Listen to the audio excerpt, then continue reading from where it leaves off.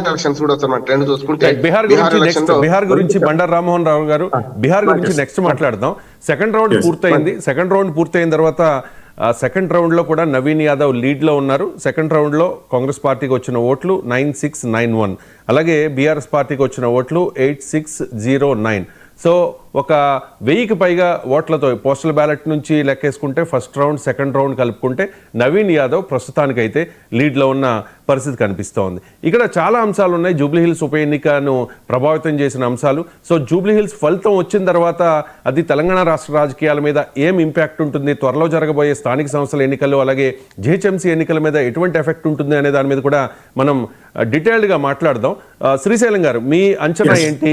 బండారు రామ్మోహన్ రావు గారు చెప్తూ ఉన్నారు ఎవరికి వచ్చినా కూడా పెద్దగా మెజారిటీ ఉండకపోవచ్చు అన్నట్టుగా చెప్తూ ఉన్నారు.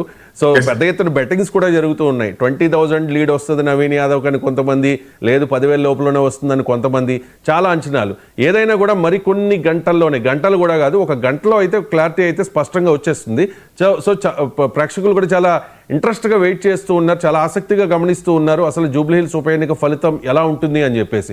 ఒక నియోజకవర్గమే పేరుకి, కానీ మొత్తం హైదరాబాద్ తెలంగాణ మాత్రమే కాదు, తెలుగు రాష్ట్రాల ప్రజలు, ఆంధ్రప్రదేశ్ అండ్ తెలంగాణ ఈ రెండు రాష్ట్రాల ప్రజలు కూడా జూబ్లీహిల్స్ ఉప ఎన్నిక ఫలితం ఏ రకంగా ఉంటుంది అనే దాని మీద చాలా ఫోకస్ చేశారు, చాలా నిశ్చితంగా గమనిస్తూ ఉన్నారు. సో మీ ప్రెడిక్షన్ ఏంటి? ఏం జరిగే అవకాశం ఉందంటారు?